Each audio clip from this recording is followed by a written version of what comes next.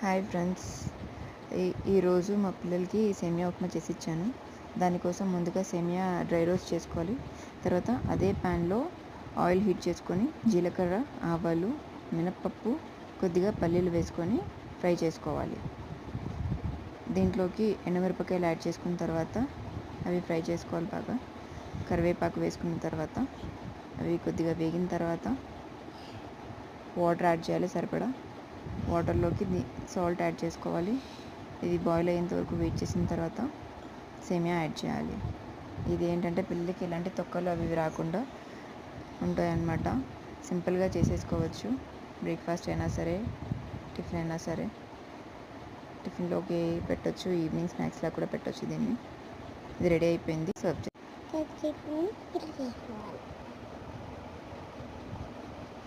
Thank you friends.